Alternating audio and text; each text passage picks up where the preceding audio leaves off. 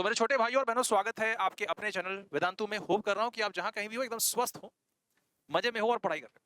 आज फिर से हम आप लोगों के लिए लेके आए हैं class 8 chapter number 7, that is proportional reasoning of book गणित प्रकाश मैथमेटिक्स। तो ये जो चैप्टर है, इसमें ये वीडियो में हम सारे फिगर इट आउट हम कर रहे होंगे। तो जितने भी मतलब क्वेश्चंस दिए हुए हैं फिगर इट आउट में, वो सारे ये वीडियोस में कर रहे होंगे। लेकिन ये वीडियो पहले मतलब स्टार्ट करने से पहले मैं ये आपको बता देना चाहूंगा कि इसके पहले का जो प्रपोर्शनल रीजनिंग ऑल कॉन्सेप्ट जो वीडियो है वो जरूर देख लेना। अगर कॉन्सेप्ट क्लियर होगा तो आपको क्वेश्चन समझने में कोई परेशानी नहीं होगी। अगर नहीं देखा है तो देख जरूर लेना। तो let's start with figure it out of proportional reasoning. तो यहाँ पे पहला जो फिगर इट आउट हमारे पास दिया हुआ है वो देखते हैं क्वेश्चन में। तो अब देखो इसमें क्या बोला है कि circle the following statement of proportion that are true. So कौन सा ट्रू है कौन सा नहीं है वो आपको बताना है। अगर ट्रू रहेगा तो सर्कल करो, नहीं तो सर्कल करने की जरूरत नहीं। सो अब पहले तो ये है कि प्रपोर्शनेट है कि नहीं वो चेक करना पड़ेगा। तो पहला अगर मैं देख रहा हूं तो this is 4/7 and this is 12/21। तो 12/21 कितना आता है? कोई कॉमन टेबल में जाता है क्या? यस, 3 4 12, 3 7 21। Yes it is. मतलब इक्वल तो है, दोनों कितना आ रहा है? इक्वल आ रहा है। दोनों का रेशियो क्या है? सेम है। अगर दोनों का रेशियो सेम है तो क्या है? ये प्रपोर्शनेट है। ये क्या है? प्रपोर्शनेट है। तो चलो इसको सर्कल कर लो, इसको क्या कर लो? सर्कल कर लो, बिकॉज दोनों प्रपोर्शनेट है। ठीक है, अब हम आते हैं सेकंड पे। ऐसे ही मतलब कैसा है ना, बेसिक अगर क्लियर है तो हमको ज्यादा परेशानी नहीं होनी चाहिए सब क्वेश्चन सॉल्व करने में। क्वेश्चन तो एकदम इजी होता है फिर दोस्तों, देखते देखते आंसर मिलेगा।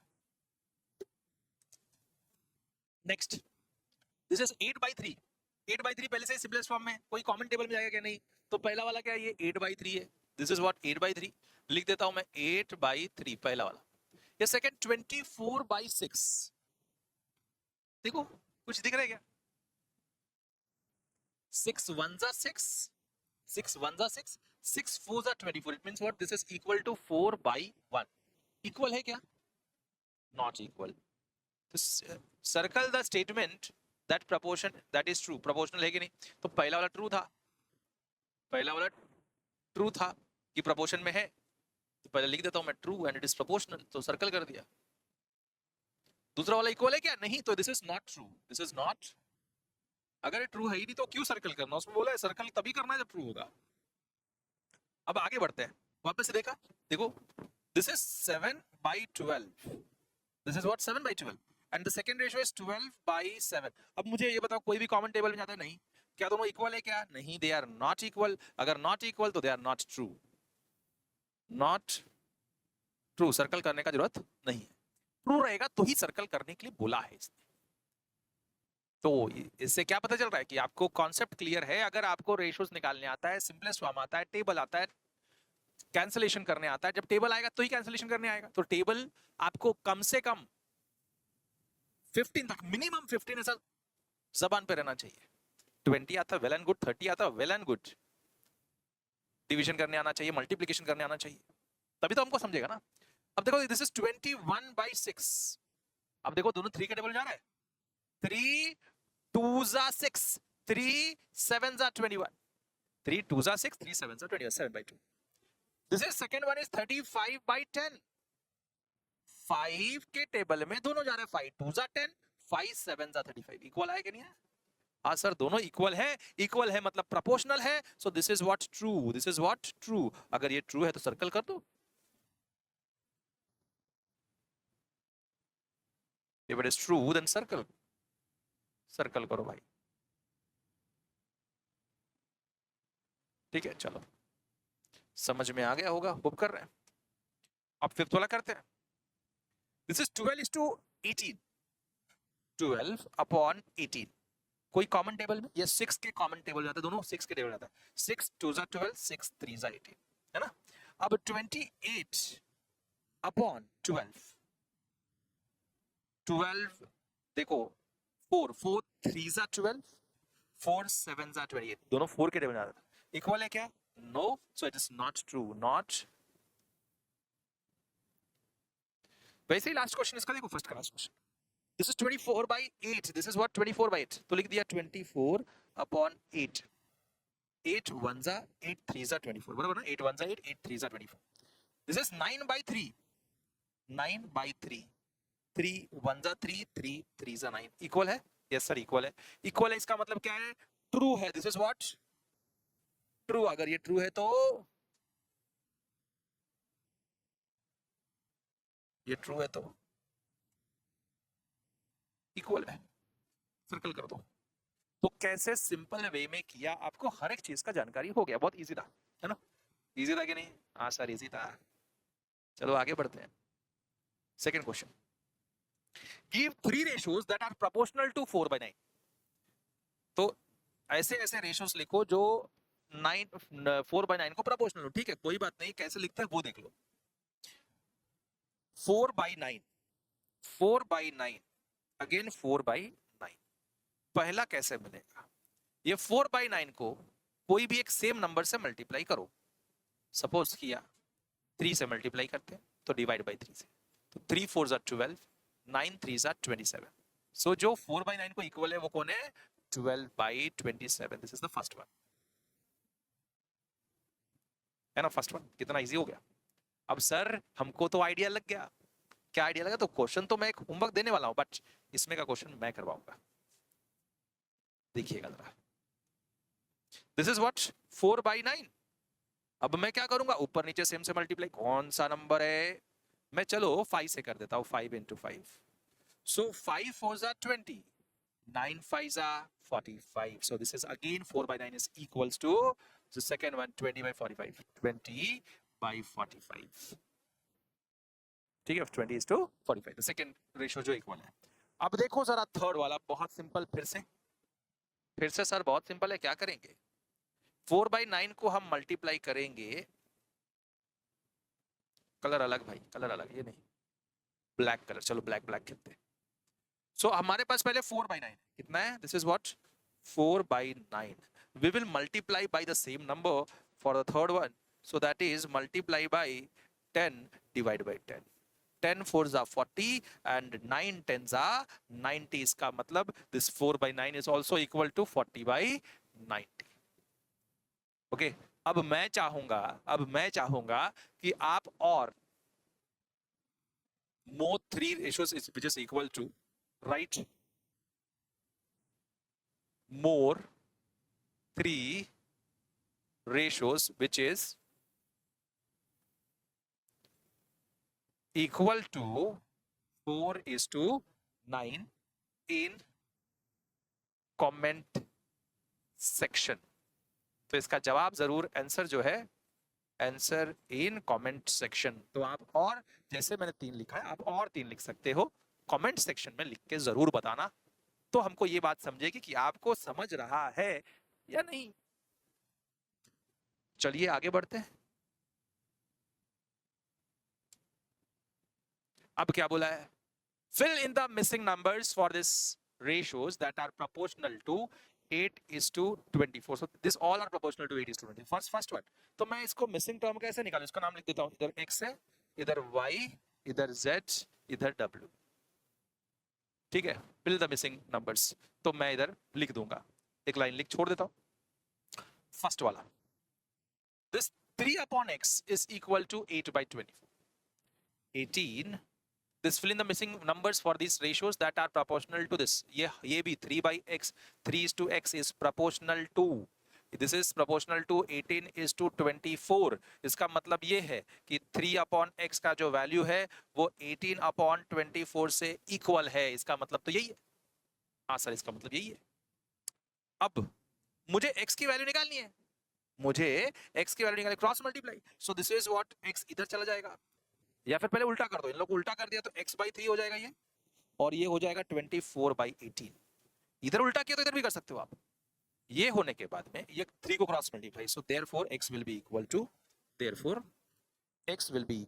इधर, तो 24 into 3/18, तो अब ये लिखने के बाद में 6 4 जा 24, 6 3 जा 18, 3 1 जा 3, 3 1 जा 3, सो x इक्वल टू कितना मिला, 4 मिला, x इक्वल टू 4 मिला, मतलब हम क्या लिख सकते हैं कि this is equals to, this is nothing but this is 3:4। Missing value क्या थी? 4 थी। जैसे फर्स्ट किया सेकंड करके दिखाता हूं। This 12 upon y, 12 is to y, पर लिखो वो क्या चीज है। 12 is to y is proportional to 18 is to 24, 18 is to 24, 12 is to y equal is proportional to 18 is to 24. So this is 12 upon y is equal to 18 upon 24, cross multiply. तो पहले cross multiply करने से पहले उल्टा कर लो ना, y ऊपर चला जाएगा, इजी हो जाएगा सॉल्व करना। सो उल्टा कर देते, this is y upon 12 is equal to 24 upon 18। सही है? हाँ सर। अब so cross multiply 12, so y will be equal to 24 into 12 upon 18। अब देखो कैंसलेशन, तो 6 2 जा 12, 6 3 जा 18, 3 1 जा 3, 3 8 जा 24। इसका मतलब y is equal to 8 2 जा 16। y का भी वैल्यू मिल गया, y का वैल्यू मिल गया, मतलब ये रेशियो कितना रहेगा? 12 is to y मतलब 16। सेकेंड वाला वैल्यू भी मिल गया। अब हम करते हैं थर्ड वाला। हर एक क्वेश्चन आपको कर करके दिखाएंगे, लेकिन आपको भी सॉल्व करना है, और जितना सॉल्व करोगे उतना ही मैथमेटिक्स इजी हो जाएगा। जितना सॉल्व नहीं करोगे तो मैथमेटिक्स हो जाएगा सर का दर्द। ठीक है,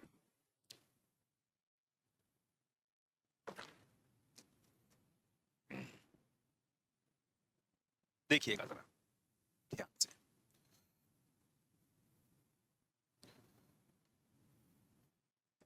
थर्ड क्वेश्चन, इसका थर्ड में क्या था क्वेश्चन भाई, कि this 20 is to z is equals to 20 is to z is equals to 18 is to 24, 18 is to 24 is 2 is proportional to 18 is to 24। सही है, चलो ये देख लिया है। अब z निकालना है।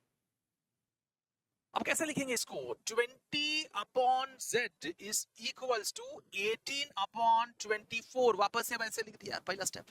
फिर इसको क्या करेंगे? उल्टा फ्लिप कर दो ताकि z ऊपर चला जाए, तो z ऊपर जाना है, तो z upon 20 is equal to 18 upon जब ये चेंज किया तो इसको चेंज करेंगे, तो 24 अपॉन 18।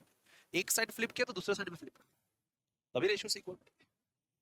अब ये कितना हो जाएगा? This will be equals to, therefore cross multiply z will be equals to 24 into 20 upon 18।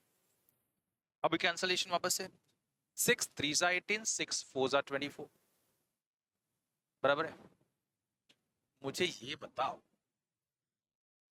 20 था, 28 20 upon z is equal to 18 upon 24। फिर उसके बाद में इसका उल्टा कर दिया तो इधर भी उल्टा, 24 by 18, तो 24 into 20 is equals upon 18 is z। 6 3 जा 6 4 जा 24। अब कैंसिल नहीं हो रहा है ना, 20 ही है, ठीक है। तो z is equals to, z will be equals to 4 upon 4, 20 जा 80, 80 upon 3। ये z मिला है, z नंबर हो ऐसा जरूरी नहीं है। तो जब ये मिला z, तो हम उसको कैसे लिखेंगे? 20 upon is to z। So 20 is to z मतलब 20 is to 80 अपॉन 3, 80 अपॉन 3। ठीक है, समझ में आ गया होगा। तो आप ये 3 ऊपर लेके जा सकते हो, 3 बाई ये नीचे 1 है, सो 3 टोटल मल्टीक्रॉस ये होगा तो मल्टीप्लाई होकर ऊपर चला जाएगा, तो दिस इज 60 is to 80। ठीक है, ठीक है, चलो 60 is to, सही है। आगे कोई कोई कैसा आ जाता है तो डायरेक्टली मल्टीप्लाई डिवाइड नहीं होगा, तो आप उसको छोड़ देना। सो this is 24 27 is to w equal to 27 is to w। Next देखते हैं, 27 fourth one, 27 is to w proportional to 27 is to w is proportional to 18 is to 24, 18 is to 24। देखो सब जगह पे जो भी नंबर्स था पहला वाला वो डिविजिबल बाई 3 था तो वो बचा नहीं, लेकिन इसके पहले वाले में डिविजिबल बाई 3 नहीं था तो बचने वाला था, छोड़ दिया वैसे। अब इसको कैसे करें? सो this is 27 upon w will be 18/24। वापस नीचे वाला ऊपर लेके चले जाते हैं, तो W/27 will be equal to 24/18. अब cross multiply, so W will be equals to 24 into 18, 24/18 into ये इधर चला जाएगा तो 27, क्रॉस मल्टीप्लाई हो गया। अब कैंसलेशन करके देख लेते हैं। कैंसलेशन किया तो 6 3 जा 18, 6 4 जा 24, 3 1 जा 3 9 जा 27, so W will be equal to 9 4 जा 36, so W is equal to what, 36। सही है, सबका ये वैल्यू आया है या नहीं आया पता नहीं, बट आना ही चाहिए भी फिलहाल। तो हम इसका मतलब क्या है कि this is 36, W is equal to 36, तो लिखना 27:W था, so that is 36। मुझे रेशियो तो मिलना चाहिए फोर्थ वाले में। अब हम आते हैं नेक्स्ट वाले पे, दैट इज क्वेश्चन नंबर 3 हो गया। क्वेश्चन नंबर 4 पे चलते हैं, बड़ा मजेदार क्वेश्चन। बोला क्या, look at the following rectangle, which rectangle are similar to the each other, you can verify this by measuring the width and height using the scale and comparing their ratios. ठीक है, तो चलो देखते हैं। Verify by measuring width and height using the scale, and so this is width and this is height। तो suppose करो मैं scale use कर रहा हूं, and this is 5 and this is 3, this एक 5 है एक 3 है, ओके। उसके बाद में this is 4, this will B, suppose करो 5 है एंड दिस विल बी 4, ऐसा सपोज करो। This is width and this is height, this is 1, this should be 1 is to, this should be तो 1:3 का होना चाहिए, तो 2:6 लिखो। इधर 2 है तो ये 6 होगा, सपोज करो मिलीमीटर में या कुछ भी है। So this is your 5 and this is your 3, this is your 15 and this is your 5, 15 and 5 सब मिलीमीटर्स में। तुम्हारे बुक में तो बहुत छोटा दिखेगा, ये तो हमने इधर लिख दिया है, तो मैंने यूनिट्स नहीं लिखा कुछ भी। This is 15 again, and this is 2 या 3 लिख दो, 3। This is again, मैं बोलूँ तो ये 2 है और ये 6 है। तो अब जरा ध्यान से देखिए, ABCD का मैं एक कॉलम बना लूं तो बेटर आपको समझे कि सर ने सही किया है या गलत किया है। Let us see the table. Okay, now we have how much? We have A B C D E, 5 है, तो 5 लाइन्स, 1 2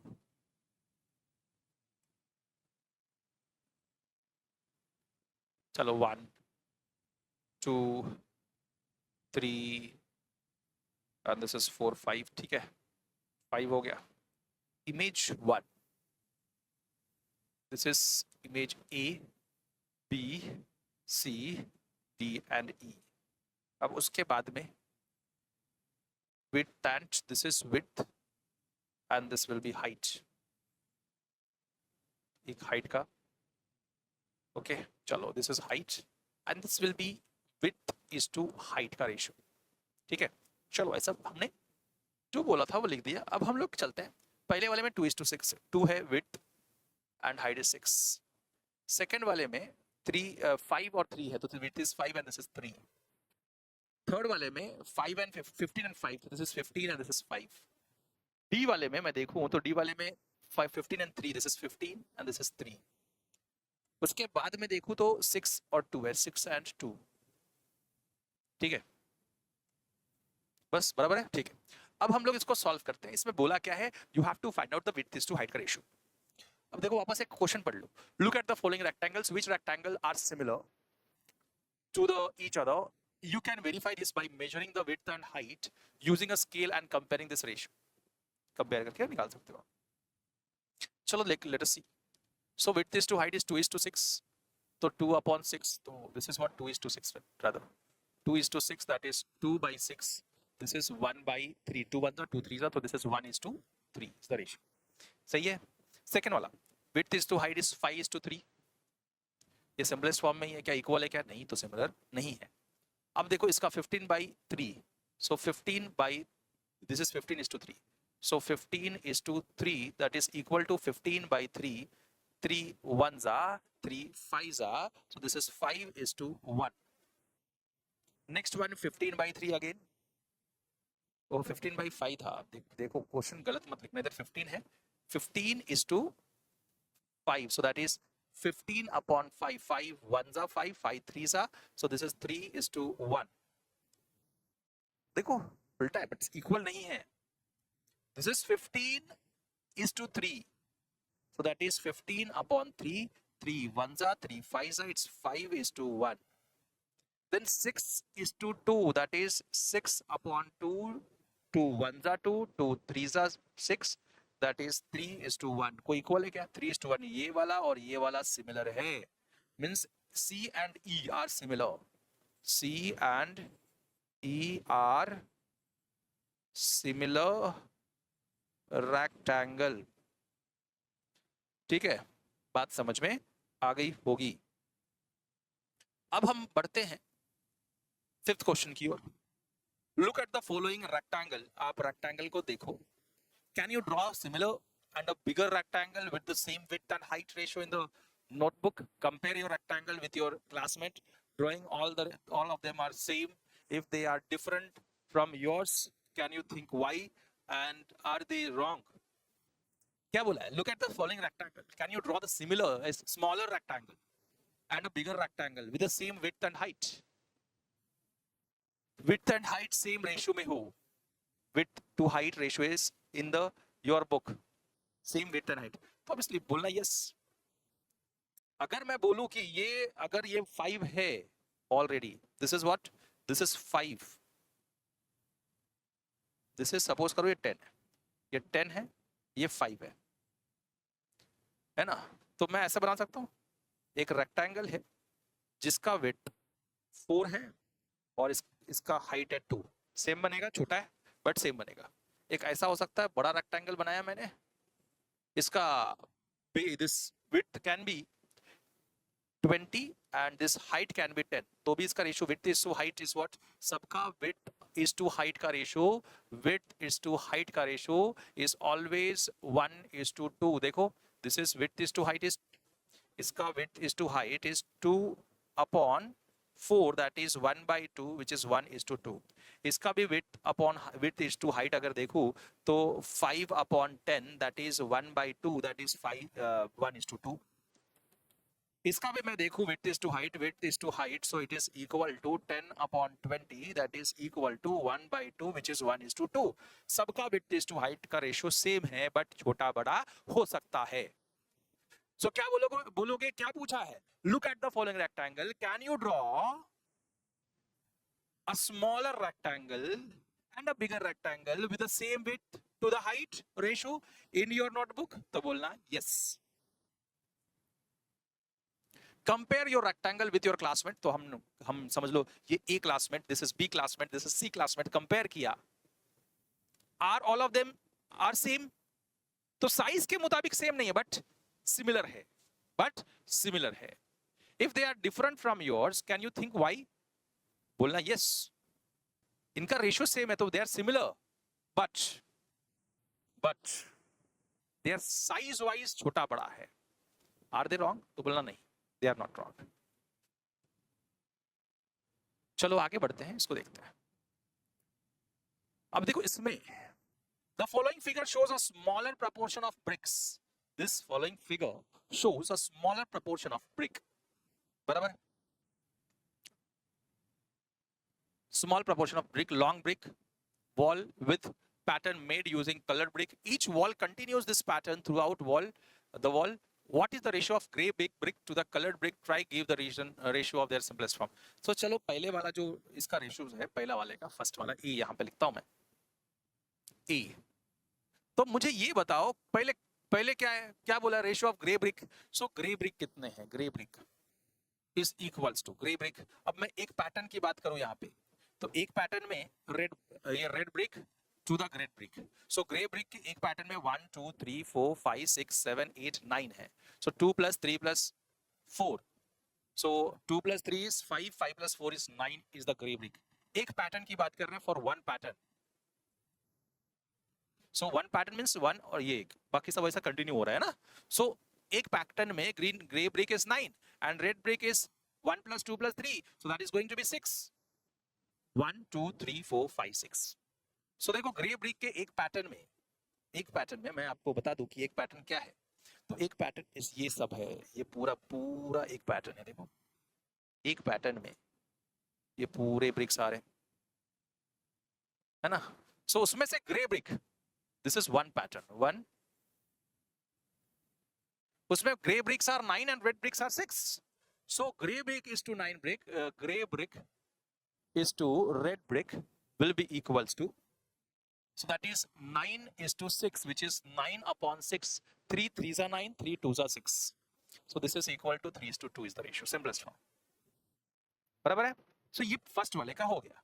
अब सेकेंड वाले में देखिए इसमें कैसा है. एक पूरा अगर मैं देखूं, देखना समझना बहुत इंपॉर्टेंट है दोस्तों. अगर मैं पूरा समझूं तो इसमें एक पैटर्न में क्या है, एक पैटर्न अगर मैं देखूं तो इधर से बन रहा है पूरा एक पैटर्न. कहां तक, इधर तक.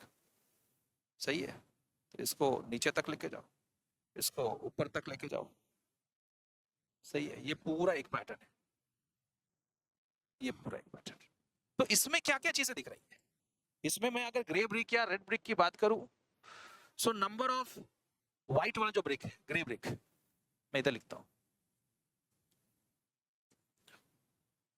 In one pattern number of gray brick will be equal to, चलो काउंट करते हैं ना, चलो काउंट करते हैं पीछे जाके. सो ये हाफ, ये हाफ, ये 1 1, half plus half is 1, 1 plus 2 plus 3. तो मतलब ये टोटल 3 है. पहले वाले रो में 3 है. फिर 2 5, 5 प्लस 1 6, 6 प्लस 1 7, 7 प्लस 8 प्लस 9. तो मतलब ऊपर और नीचे सेम रहेगा. सो this is 1 2 3 4 5 6, 6 2s are 12. So number of gray bricks will be 12. दिख रहा है. Number of gray bricks will be 12 and number of red bricks, colored brick या red brick, will be equal to number of 1 2 3 4 5 6 7 8 9 10 11 12. So it is 12. तो लिख देना it is 12. Red brick भी 12 है, grey brick भी 12 है. तो number of gray brick is to number of red brick will be equal to 12 is to 12. That is 1 is to 1 is the ratio, है ना. अब देखो जरा इसमें कितना आ रहा है. इसमें कितना है, 1 is to 1 का रेशियो है कि नहीं है. हाँ सर 1 is to 1 का रेशियो है. इसमें भी 12 था, कलर वाला भी 12 और ग्रे वाला भी 12. तो एक pattern, this is one pattern, this is one. So इसमें जब नंबर ऑफ ग्रे ब्रिक देखा और number of red brick count किया, सो 12 एंड 12, तो रेशियो इज 1 is to 1. बात समझ में आ गई होगी, बहुत ज्यादा हार्ड नहीं है. मैं चाहूंगा कि ये आप लोग खुद का, आप खुद से करो कि let us draw some human figure, measure the friends body, the length of their head, torso, arm and legs, write the ratio mentioned below. So ये आपको हर एक जन का अलग अलग मिलेगा, ऐसे थोड़े कि सेम सेम मिलेगा. तो आप मुझे ये एज एन होमवर्क करोगे. मैं अपने मुंडी का और टॉर्सो का लिख देता हूँ. सपोज करो माई मुंडी is of 50 centimetre, 20 centimeter, and torso is of 30 centimeter. So 20 is to 30 is the ratio. So simplest form will be equal to 2 is to 3. So 2 is to 3 is the ratio. अब ये आप लोगों को homework करना है. ये भी आप खुद का बताओगे. सो होमवर्क आप लोग खुद का ये बताओगे. और मैं सपोज को ये 30 and arm says what, let it be suppose करो 50. तो this is what 3 is to, this is equal to 3 is to 5 का रेशियो. सो बाकी वापस से आप लोग खुद से भी करोगे, एक ये होमवर्क करोगे और आप अपना खुद का रेशियो कमेंट सेक्शन में ये लिख के बताओगे. ठीक है, चलो सिंपल हो गया. ये यहाँ पे हमने फिगर इट आउट फर्स्ट वाला अपने बुक का खत्म किया है. अब चलिए आगे बढ़ते हैं. तो अब हम आते हैं अपने नए क्वेश्चन पे. दैट इज, अब देखो ये नेक्स्ट फिगर इट आउट है. तो ये जो क्वेश्चन है बहुत मजेदार क्वेश्चन है एंड मजा आएगा. The Earth travel approximately 940 million kilometers around the sun in a year. ठीक है, एक साल में जो सन है वो कितना डिस्टेंस कवर कर रहा है वो दिया है। अब उसने पूछा है कि how many kilometre it will travel in a week, एक वीक में कितना ट्रेवल करेगा, कितना किलोमीटर वो ट्रेवल करेगा, that you have to find out. तो सिंपल सा सोचिए पहले कि टोटल कितना दिया है, 940 किलोमीटर एक साल में। एक साल का मतलब 365 डेज। देखो ये नॉन लीप ईयर की बात हो रही है, तो नॉन लीप ईयर में 365 डेज, लीप ईयर में 366 डेज ऐसा होता है, लेकिन यहाँ पे हम नॉर्मल ईयर की बात करते हैं, लीप ईयर की बात नहीं करते। तो जब आप ये देखोगे कि this is 365 days, so number of weeks will be equals to, चलो number of weeks will be equal to number of days 365 upon एक वीक में कितना दिन होता है, this is divide by 7, so this is number of weeks. So nearly 51 point something आया, तो आप ऐसे ही रखो, कोई प्रॉब्लम नहीं है। This is number of weeks. Now distance travelled by the sun, distance travelled bye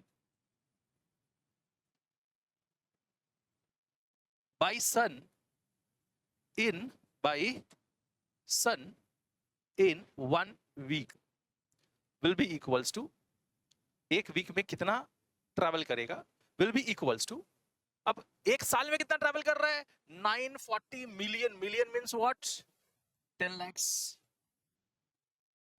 so this is kilometer, divide by number of weeks will be 365 upon 7, so एक week में कितना ट्रैवल करेगा distance, you will get, so distance traveled by the sun in 1 week will be total distance traveled in a year upon distance traveled in upon number of weeks, so number of week में से divide कर दो, you will get the total distance traveled in 1 week, so this is 940 into 10 lakhs बराबर है 123 123, ठीक है, upon ये नीचे 7 था ऊपर चला जाएगा इंटू 7 अपॉन 365, अब 5 के टेबल जा रहा है, 5 7 जा 35, तो आप डिवाइड भी कर लो थोड़ा सा, 5 7 जा 35, 5 3 जा 15, सही है, 5 1 जा 5 बचा 4 and 4, 5 8 जा 40, 4 and 0 5 8 जा 40 into this, अब देखो जरा 73 again a prime number, so directly जो भी नंबर मिलेगा डिवाइड बाय 73, तो जब आप करोगे तो मल्टीप्लाई तो कर लेते हैं पहले, 7 8 जा 7 जा 56, 7 जा 56, 56 plus 5 will be 61, 6 and 1, then 7 1 जा 7, 7 plus 6 will be 13, so आगे 5 6 zeros 1 2 3 1 2 3 1 2 3 डिवाइड बाय 73 किलोमीटर्स, आप लोग डिवाइड करके अप्रॉक्सीमेट वैल्यूज बता देना, सो अप्रॉक्सीमेट, देखो अभी तो ये ऑब्वियसली ये पॉइंट में आएगा, नीचे 73 है तो आप पॉइंट में पॉइंट के बाद 2 डिजिट तक लिखो, या फिर आप क्या करोगे अप्रॉक्सीमेट वैल्यूज बता देना, ठीक है, तो मैं चाहूंगा कि आप डिवाइड करके इसका जवाब जो है ना वो कमेंट सेक्शन में, अब डिवाइड करने के लिए तो भाई आता ही है सबको, तो इसका आंसर जो है पॉइंट में, ये आंसर तो तुम्हारा आ गया, this is your answer, but I want in approximate values, so इसका अप्रॉक्सीमेट वैल्यू कमेंट सेक्शन में जरूर सब लोग लिखेंगे, ठीक है। तो चलिए हम बढ़ते हैं आगे, कैसे किया आप लोगों को पता चल गया होगा, बहुत इजी तरीका है, बहुत ऐसा कुछ नहीं है कि आउट ऑफ द बॉक्स कुछ आया हुआ हो या ना समझ में आए।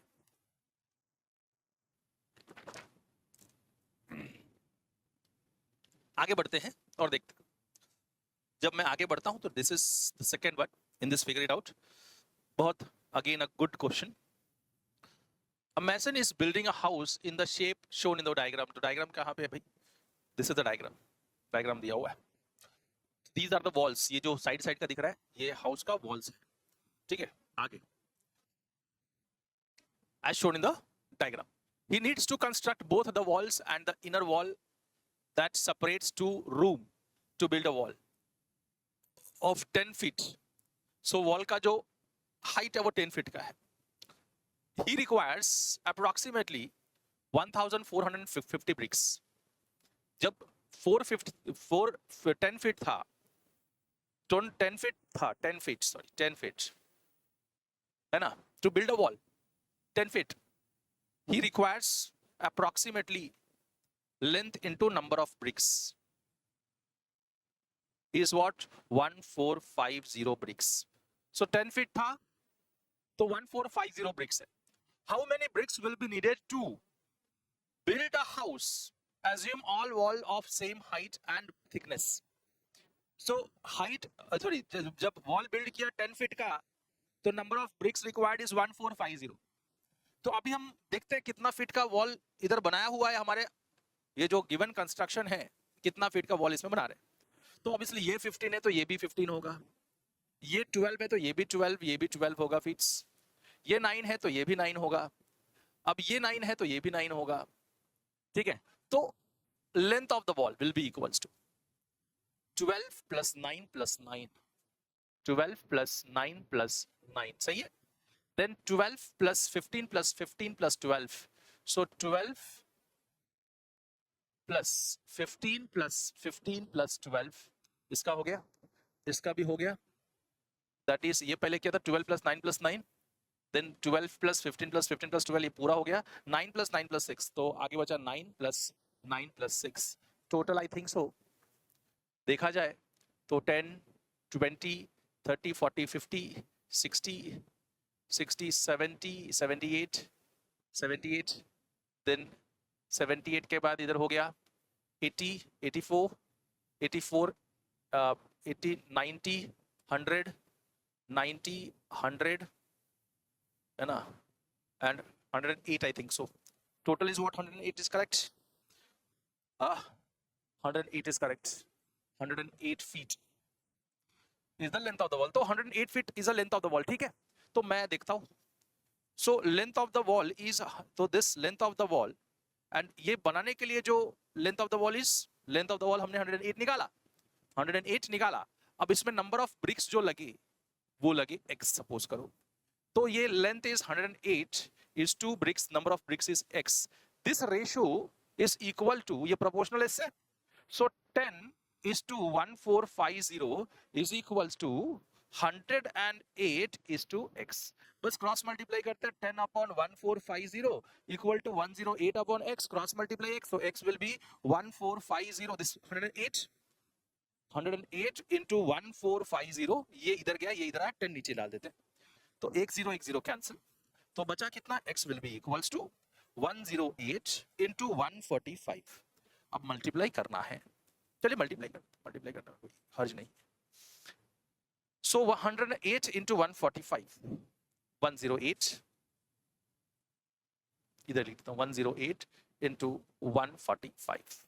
8 5s are 40, 8 4s are 8 4 8s are 32, 32 plus 4 will be 36, 8 1s are 8, 8 plus 3 is 11, फिर 5 4 1, so 0 6 6 5 1 15660. number of bricks required will be 15600. 15600 is the number of bricks required.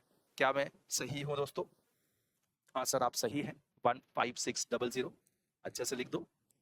15600 will be number of bricks required. चलो ये भी आपको समझ में आ गया होगा, hope कर रहे हैं. बहुत सिंपल सा था.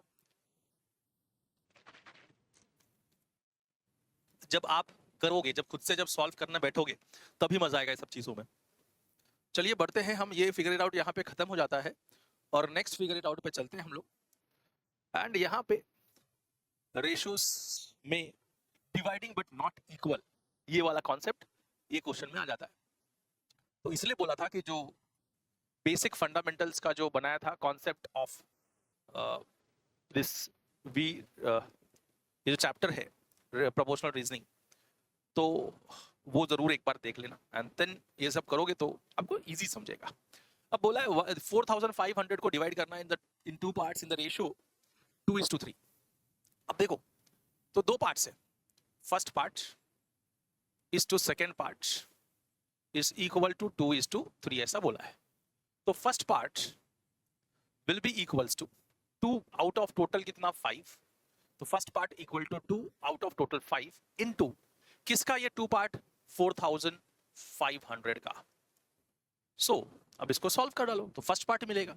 वैसे ही अगर मुझे सेकंड पार्ट निकालना है तो will be equals to, second part is what 3 part out of total 5 parts into of कितना ऑफ 4500 सॉल्व कर लो। अब इसको मैं सॉल्व कर दो 5 1 5 9 45 0 0 9 2 18 so it is going to be 1800 simple हो गया। एंड वैसे इसको देखे जाए so 5 1 5 9 45 0 0 3 9 27 2 7 0 0 this is 2700 first part and the second part first party is what 1800 rupees and the second party is 2700 rupees।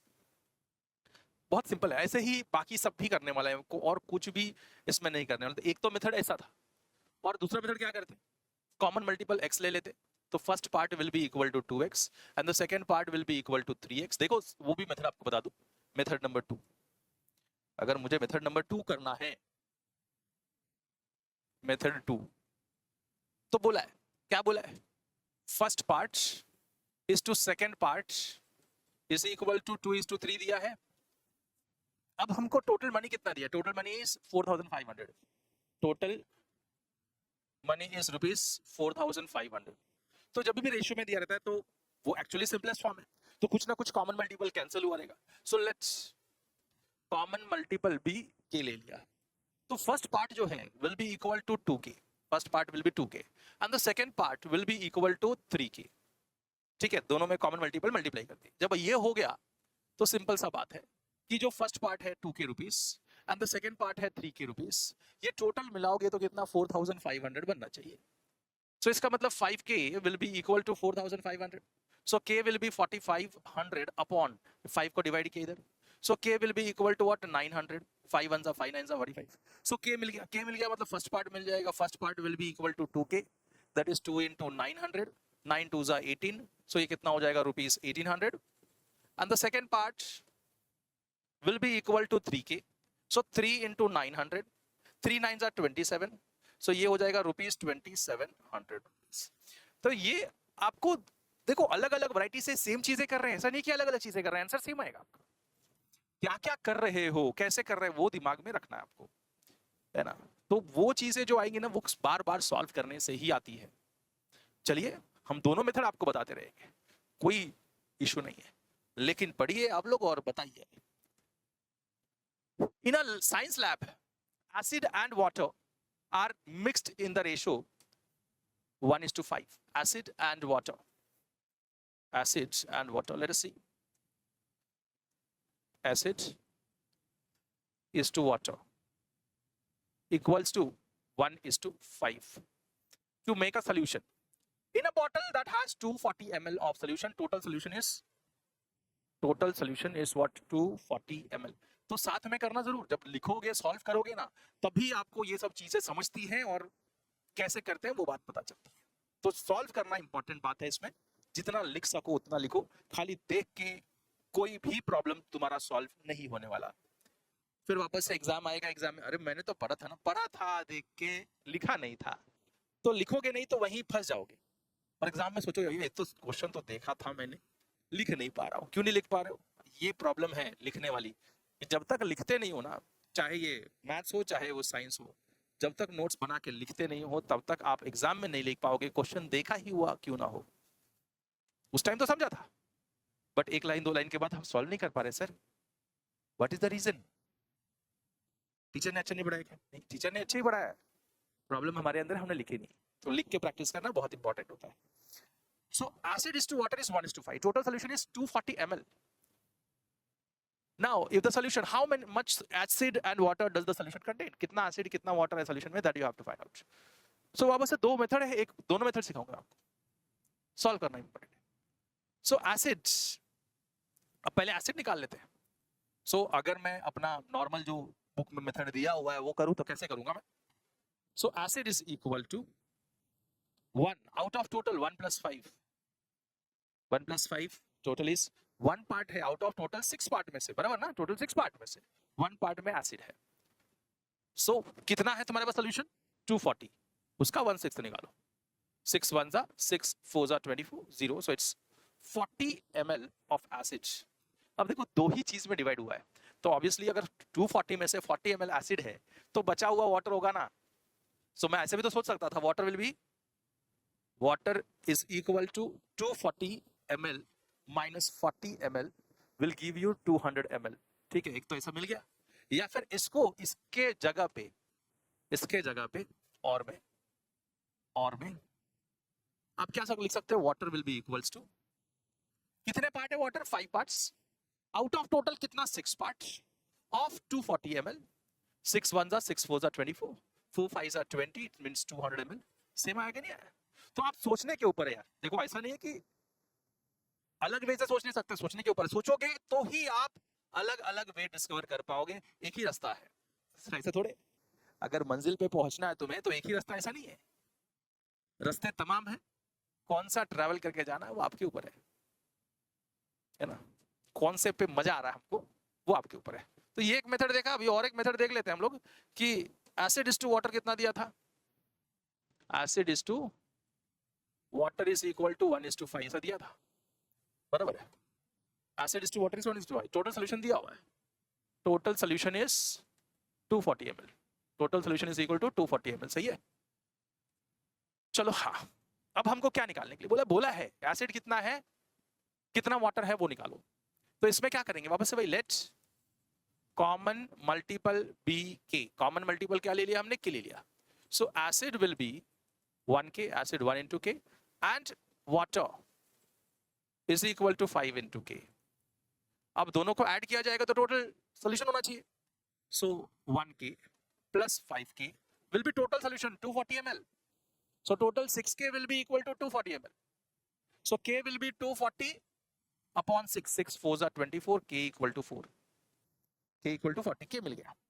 k मिलने के बाद में अब क्या निकालना है, we want acids, so acid will be 1k ना, so 1 into k is what, 40, 140 is a 40 ml, and water will be equal to 5k, it means 5 into 4, 5 into 40, 5 for the 20, 200 ml आया। सेम कोई method करो, method number 2,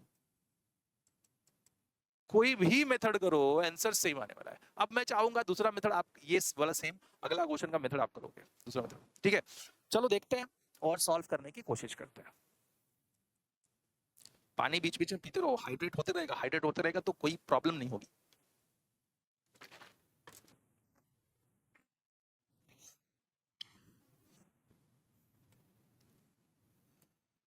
अब देखो जरा, blue and yellow paint are mixed in the ratio 3:5। Blue and yellow paint जो है, blue is to yellow, चलेगा, लिख लो चलो यार, blue is to are in the ratio 3:5 to produce green color, to produce 440 ml of green color, मतलब total green color will be equal to, green is 40 ml। देखो ये green colour बनाने के लिए ब्लू और येलो का mix हो रहा है, तो 3:5 के रेशियो में मिक्स कर रहे हैं, मतलब 3 पार्ट्स अगर ब्लू का है तो येलो का 5 पार्ट्स ऐड कर रहे हैं तो ग्रीन कलर का कलर मिल रहा है। टोटल पेंट जो बनाया इन्होंने 40 ml बनाया हुआ ऐसा बताया। सो अब मैं अगर बोलूं कि ब्लू कलर कितने यूज हुए हैं तो it will be equal to 3 out of total 3 + 5 8, और मिला कितना 40 ml, so blue colour will be 3 out of 3/8 of 40 ml, 8 1 8 5 40, 5 3 15 ml of blue colour है। तो येलो कलर विल बी 40 में से 40 ml था, उसमें से 15 ब्लू कलर का है, तो बचा कितना 25 ml of yellow colour. Yellow colour भी पता चल गया हमको, ब्लू येलो पता चल गया। अब क्या है, अब क्या बोला है कि टू मेक, बोला है how much this paint 2 colours are needed, तो लिख दिया 2 कलर, ब्लू कलर जो है 15 ml था और येलो कलर जो था 20 ml था, 25 ml था, दोनों मिला के 40 ml ऑफ ग्रीन कलर मिल गया, ठीक है। To make the paint a lighter shade of green, अब ग्रीन का लाइटर शेड बनाने का था तो उसने 20 ml of yellow to the mixture add किया।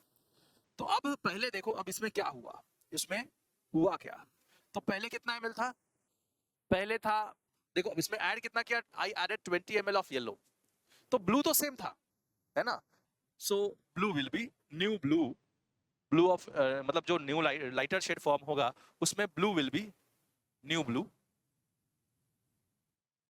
उतना ही था, ब्लू में कोई चेंज नहीं किया उसने, ब्लू में 15 ml ही था।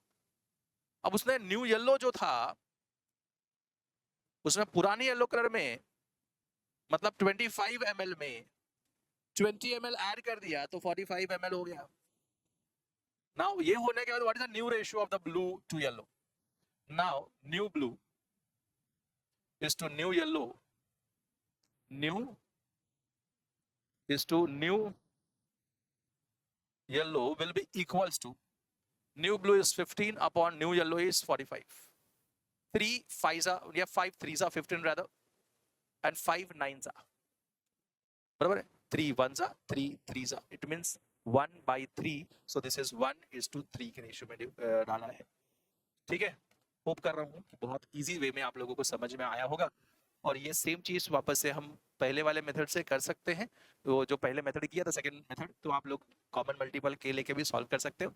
वो करके आप मुझे कमेंट सेक्शन में बताना कि आपसे हुआ या नहीं हुआ। चलो आगे बढ़ते हैं नेक्स्ट क्वेश्चन को पढ़ते हैं।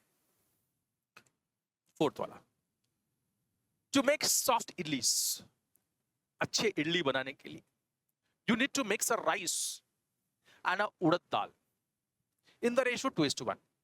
देखो आप हमको इडली की भूख लगा रहे हैं इन लोग क्वेश्चन ऐसा देके। I know that everybody loves idli, idli sambar, अच्छा मजा तो आता है।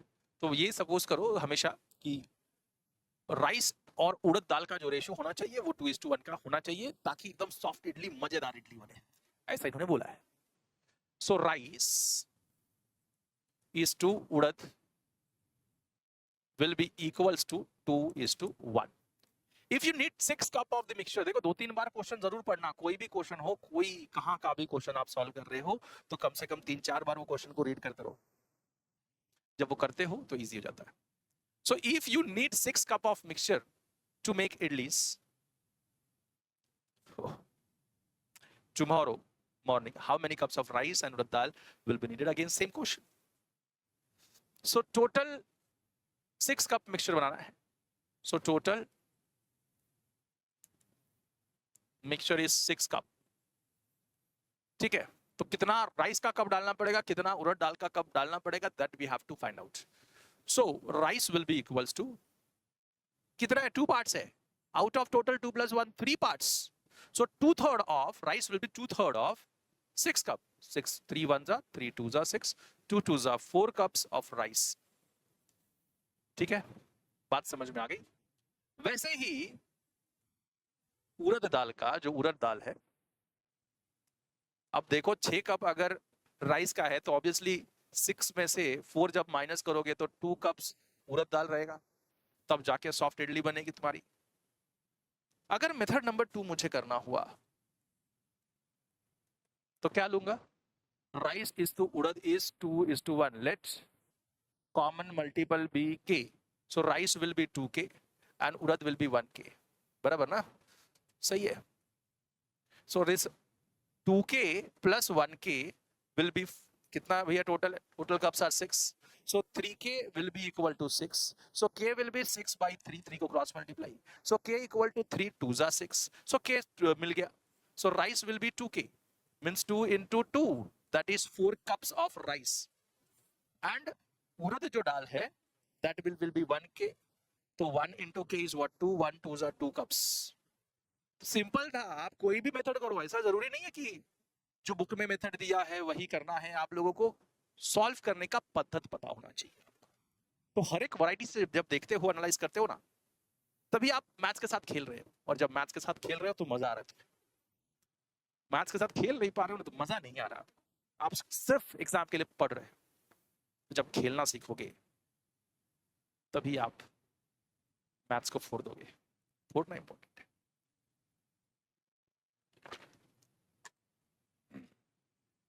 और एक बात और बताऊंगा आपको कि जो कॉन्फिडेंस बढ़ाता है आपका ना, वो यही सब्जेक्ट है।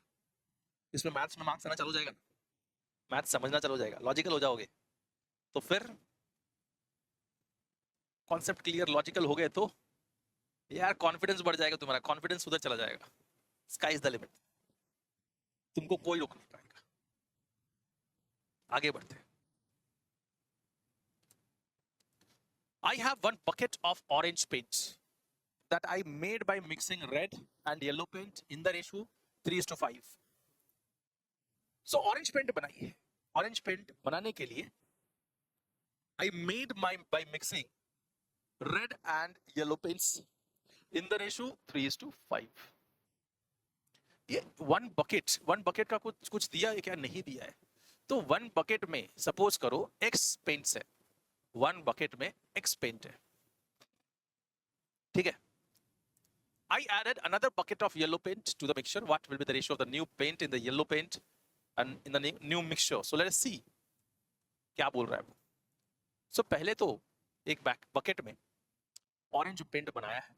ये ऑरेंज पेंट जो बनने के लिए लिया है वो रेड और येलो लिया है. तो red is to yellow is always 3:5. तो जाके 3:5 के रेशियो में रेड और येलो पेंट लोगे तो आप ऑरेंज पेंट बना पाओगे, ऐसा बोला है. तो ये लिख दिया हमने. अभी लिखने के बाद में रेड पेंट लेते हैं. रेड पेंट कितना है वो देखते हैं. So red is 3 paint out of total 5. 3 parts out of total 3 parts out of total 5 parts of total paint. Total paint कितना है एक बकेट में? x. तो of x. So red will be 3x by 5. Similarly अगर मैं yellow की बात करूं, so it will be yellow is 5 parts out of total 8 part. Oh 8 part. देखो ये गलती मत करना. क्या किया? So red और येलो निकालते हैं. चलो red is what? 3 parts out of total 8 part of total bucket में कितना x. तो 3/8 of 3/8. red is what? 3/8 of total bucket of total जो orange paint था that is x. and yellow paint जो बकेट में है that is 5 parts out of 8 part. so 5/8 of total that is x. so this is red, this is yellow. अब उसने क्या बोला कि I added another bucket of yellow paint in the mixture. so bucket में तो x litre x जो भी quantity है वो x है. so new red. अब हमको क्या बनाना है? new orange in a new mixture. so new mixture will be containing red will be red same, that is 3/8 of x. so new red new देखो red new will be equals to 3x/8. and दूसरा कौन सा है? दूसरा हमारे पास क्या है? दूसरा उसने बोला है I added another bucket of yellow paint into the mixture. so yellow new will be equals to पहला कितना था? 5/8x था, उसमें another x one bucket मतलब x quantity add कर दी. so this is 5x plus 8 into x will be 8x by 8. so it will be equal to 5x plus 8x is what? 13x by 8. now this ये हो गया. what is the ratio of red paint to the yellow paint in the new mixture? so ratio of red new to yellow new. so it will be equals to red new is what?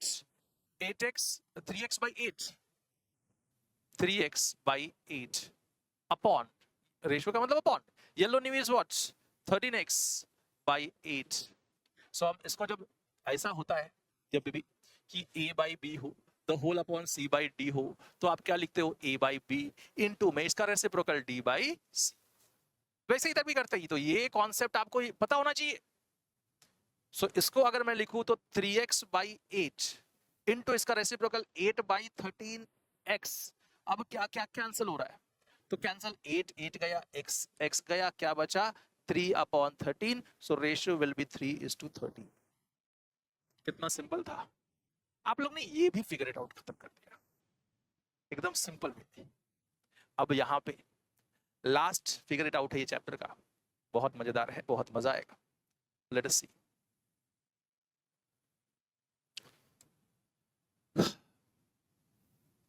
Anag mixes 600 ml of orange juice with 900 ml of apple juice to make a fruit drink. What is the ratio of the orange juice to the apple juice in the simplest form? अब ये simple है ना बहुत. ये question जो है ना बहुत ज्यादा सिंपल है, बहुत ज्यादा सिंपल है. रेशियो निकालना है सिंपलेस्ट फॉर्म में, काम खत्म कर देना.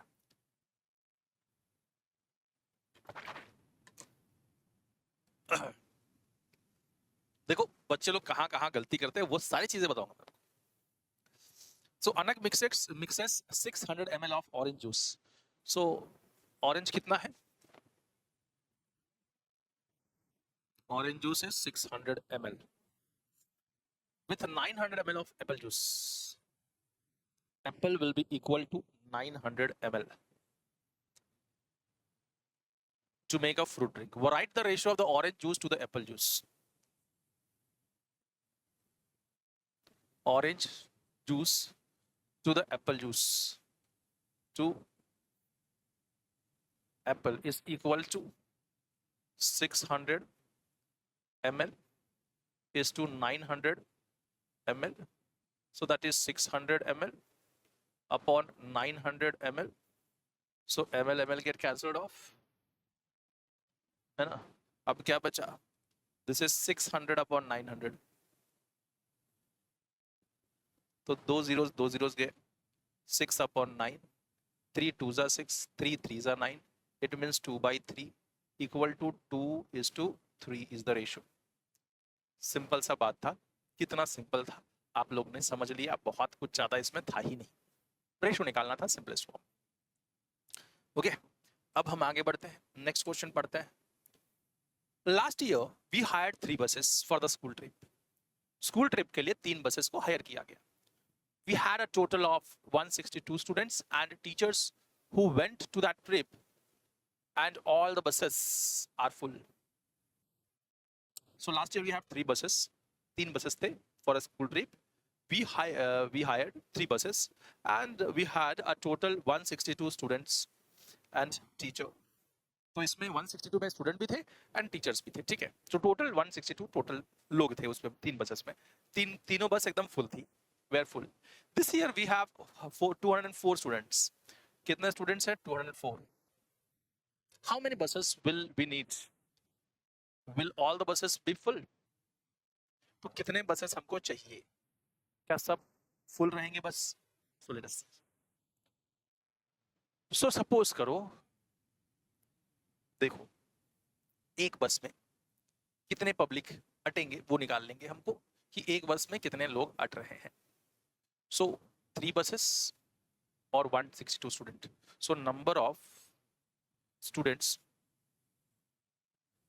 in one bus will be 162 total students upon total buses. 3 5s are 50 and 3 2s are 3 5s are 15. बचा कितना? 1 and 3 4s are 12. मतलब 54 लोग एक बस में अट रहे हैं. एक बस में कितने लोग अट रहे हैं? 54. अब this year, so number of buses needed this year, number of buses needed this year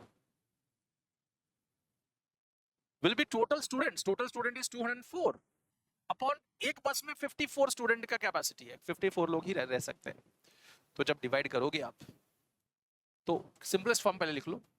2 2s are 4, 2 7s are 40, 2 6 2 5 2 1s are 2 0s are 2 2s are. अब वापस 3 9s are 27, 3 3s are 9, 3 4s are 12. Then 34 divided by 9, है ना? So एक काम करते हैं, एक तो ऐसा करो, नहीं तो सिंपल वही करो, एक डायरेक्टली डिवाइड करो. So you have total 204 student this year and एक बस की कैपेसिटी है 54, तो divide by 54 will give you number of buses required this year. So obviously अगर मैं देखूं तो 54 204 divided by 54. So 54 4s are 216, 206, है ना? So obviously अगर 204 स्टूडेंट्स हैं और 4 बस हायर किया, उससे ज्यादा ही बस हायर करना पड़ेगा. So अगर 4 बस लिया, number of buses required will be 4. तो 4 into 54 will give you what? 4 4s are 16, 5 4s are 20, 216. तो ये 216 में से 204 अगर मैं माइनस कर दूं तो बचा कितना? This is 1 to 12. तो 12 seats are vacant. If number of buses are 4, 12 seats are vacant. ठीक है, तो ये बात ध्यान में रखना. एक बस में 54 अट रहे थे. अब 54 1 जा 54. 54 टूजा, देखो यही है, मल्टीपल होना चाहिए ना 54 का, नंबर ऑफ बसेस जो चाहिए हमको. So 54 into one bus is 54. 54 into 2 bus will give you 108. So 54 into 3 bus will give you 162. 54 into 4 bus will give you 216 students, 216. So these are number of seats. So this is number of buses. So भैया हमको 4 बस तो minimum लगेंगे, क्योंकि 4 बच्चे तो 4 buses लगेंगे, 4 बस लगेंगे तो भैया हमारे पास 12 सीट बच जाएगी. ठीक है, तो ये वे में आपको सोचना पड़ेगा. तो will all the buses be full, तो बोला no, one bus will have 12 seats vacant. ठीक है, तो 12 टीचर को बैठा दो. ठीक है, let us see the next question. The area of Delhi is 1484 square kilometre. This is area of Delhi. And Mumbai का, and area of the Mumbai is 550 square kilometer. The population of Delhi is approximately 30 million, and that of Mumbai is approximately 20 million people. Which is more crowded? Which is more crowded? मतलब density निकालना पड़ेगा, पर square kilometre में कितने लोग रह रहे हैं. बराबर है. अब देखो जरा. सो number of people in 1 square kilometer in Delhi. ठीक है, number of people in 1 square kilometer in Delhi is what it is equal to, that is number of population in Delhi, that is 30 million. So 30,100,000. So this is 30 million upon Delhi का भैया area कितना है 1484. Divide करो, get the value. ठीक है, और मैं चाहूंगा कि ये खुद से करोगे आप. सो ये डिवाइड करके बताना मुझे. Similarly number of people in 1 square kilometre in Mumbai will be equals to 20 million 336. ठीक है, अपॉन टोटल कितना एरिया उसके पास, मुंबई के पास 20 million पीपल है और एरिया इज 550. ऑब्वियसली मुझे तो अगर डिवाइड करूंगा तो ये इसका डबल है, ये इसका डबल तो है नहीं ना, है ना. ये क्या दिख रहा है, ये वैल्यू डिनोमिनेटर ज्यादा बड़ा है, तो ये सॉल्व करोगे तो छोटा मिलेगा. ये डिनोमिनेटर छोटा है तो ऊपर वाला को डिवाइड करो तो बड़ा मिलेगा. तो ऑब्वियसली ये वाला इससे बड़ा होने वाला है, ये वैल्यू इससे बड़ी होने वाली है तुम्हारी. तो सिंपल सा बात है कि number of people in 1 square kilometre in Mumbai is greater than number of people in 1 square kilometer in Delhi. So density of population in Mumbai is more than density of population in Delhi, and that's why which city is more crowded? तो लिखना Mumbai. Mumbai is more crowded. Why? Because ये बड़ा आने वाला है. This value मैं लिख देता हूँ as 20 million 336 upon 550 will be greater than 30 million upon 1484. So as this is greater than this, Mumbai will be more crowded than Delhi. ठीक है, सिंपल सा बात. कंपेयर करने के लिए तो वैल्यू निकालने के लिए नहीं बोला था, कंपेयर कर दिया, हमको दिख गया कि this is greater than this and that's why Mumbai is more crowded. आप ऐसा लिख सकते हो, कोई प्रॉब्लम नहीं होती.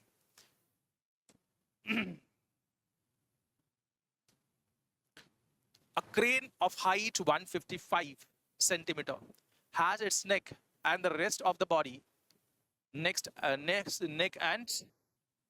then ECK neck is to rest of body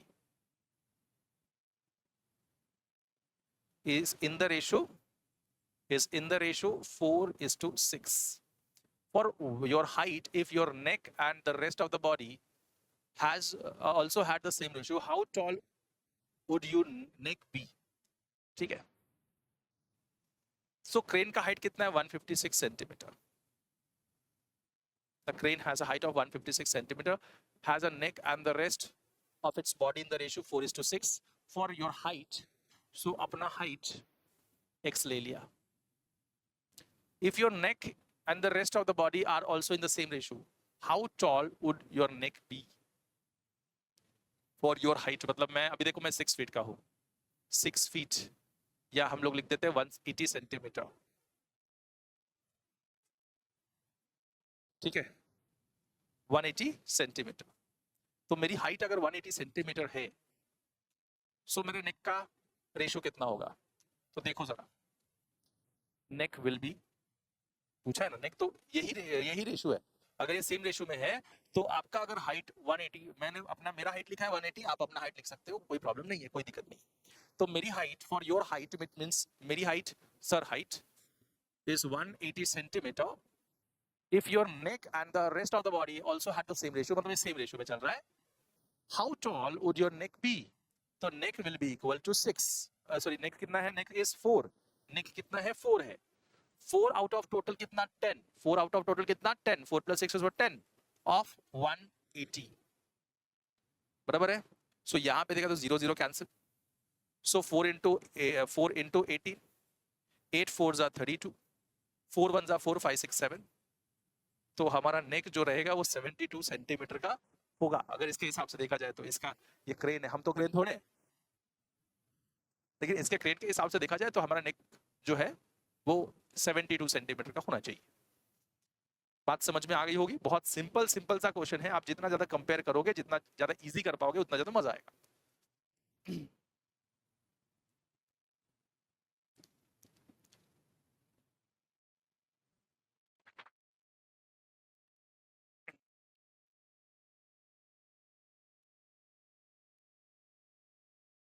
Let us try the ancient problem for Lilavati. क्या बोला है? ये क्या है, 2 है 3 है, 2 होगा शायद, मुझे लगता है. At that time, weight were measured in unit named Palash, and Nishkash was the unit of money. If 2.5 Palash of saffron cost 3/7 Nikas, O expert businessman, tell me quickly what is the quantity of saffron can be bought for 9 Nikas. So if 2.5 Palash of saffron cost 3, तो इन लोगों का ratio मिल गया, 2.5 पलाश is to निकास. तो मैं ऐसा लिखता हूं, पलाश इज टू निकास is equal to 2.5 is to 3/7.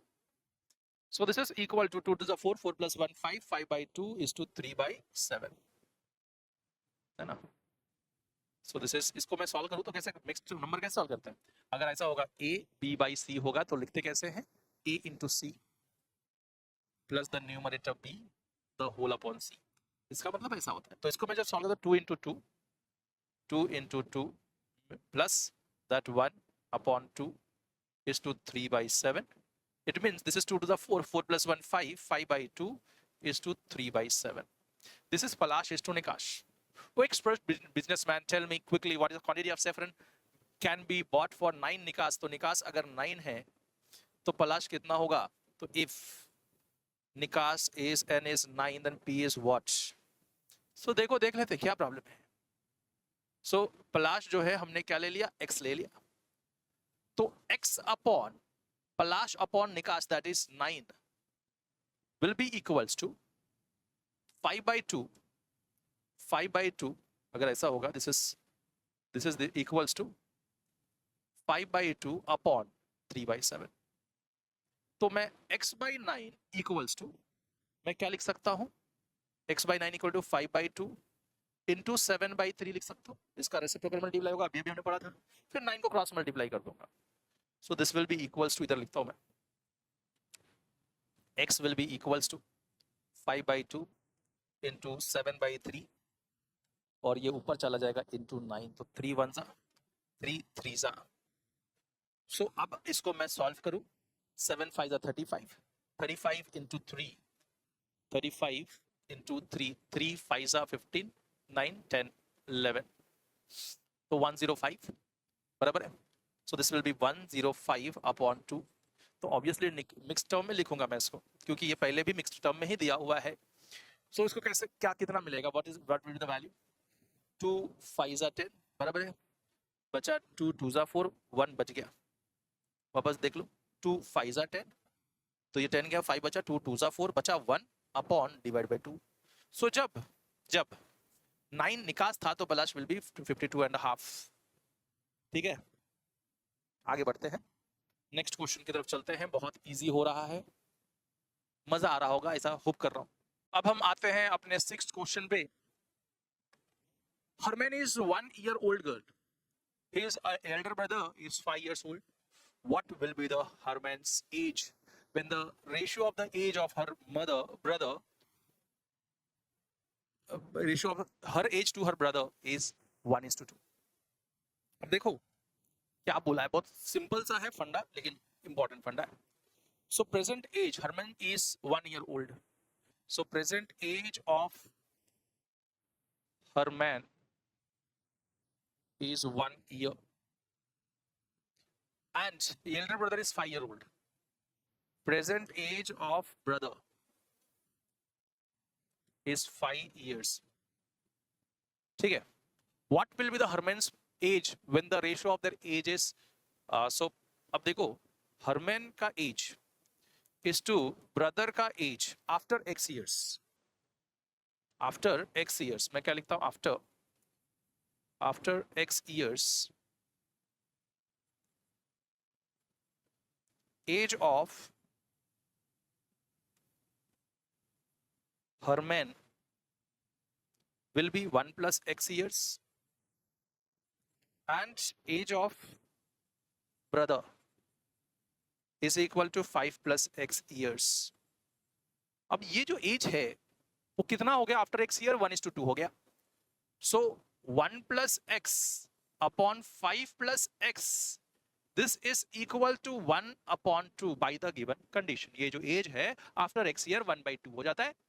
तो कौन सा ईयर है उन लोग का, हरमन का, तो x निकालना पड़ेगा उसके लिए।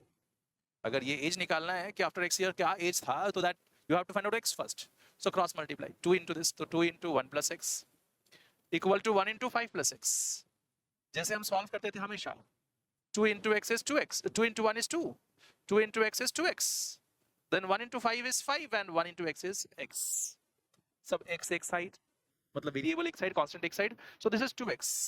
if x उधर गया तो minus x is equal to 5, ये कांस्टेंट उधर गया 2 तो -2, प्लस था, इक्वल टू क्रॉस करो minus. So 2x minus x is 1x, equal to 5 minus 2 is 3, so x equal to 3। so after x year बोला है, तो after 3 years means what, the age of Herman will be,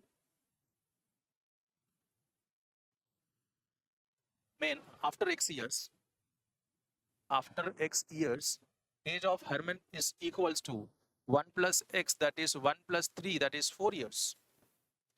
so 4 years के होते होते दोनों का as का ratio 1:2 हो जाएगा। तो जब ये 4 रहेगा तो भैया ये कितना हो जाएगा, देखो 5 plus 3 will be 8, 4:8 is what, 1:2। सही कंडीशन है ना, बात समझ में आ गई होगी, बहुत सिंपल सा है दोस्तों। अगर आप लोग क्वेश्चन को समझ पा रहे हो तो एनालाइज करके लिखना बहुत बड़ा काम नहीं है। सो अब हमको जो आना चाहिए वो क्या आना चाहिए, देखो जरा, the mass of equal volume of gold and water are in the ratio, the mass of equal volumes of gold and water। तो इसमें देखो जब भी ऐसे सब क्वेश्चंस होता है ना, तो ये एक बात दिमाग में बिठा लेना हमेशा हमेशा के लिए, कि volume of 1 litre of water is equal to 1 kg। ठीक है, 1 kg मास। सो दोनों का जब वॉल्यूम इक्वल था तो वेट का रेशियो 3:37:2 था। तो मास, so mass of, when volume is equal,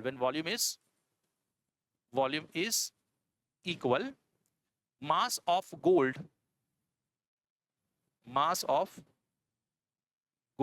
is to mass of क्या है, water is equal to 37:2, ऐसा दिया हुआ है। if 1 liter of water is 1 kg mass, इधर दिया है 1 liter of water है ना, equal to 1 kg। mass of 1 kg 1 liter of water, ऐसा लिखो, mass of 1 liter of water,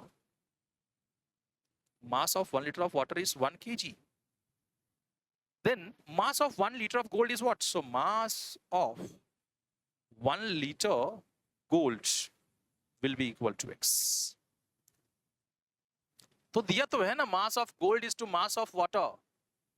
Mass of gold upon mass of water is what? 37:2. So by the given condition हम ऐसा बोल सकते हैं, volume same है तो मास का रेशियो 37:2 होना चाहिए.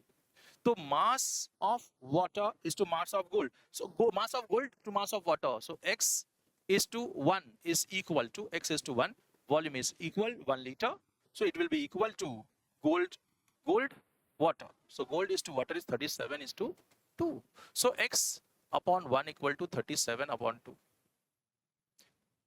बराबर है. So x will be equals to, ये सब the mass of equal volume of gold and water in the ratio 37:2, the 1 liter का 1 kg.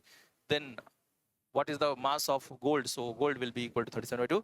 2 1s are 2, 2 8s are 60.5 kg. बहुत सिंपल हो गया कि नहीं? So mass of 1 kg or 1 liter of gold. So therefore mass of 1 liter of gold is 18.5 kg.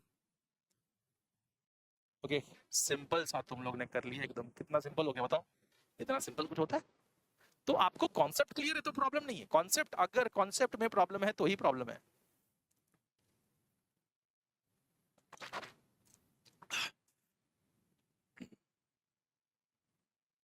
आगे बढ़ते देखते हैं.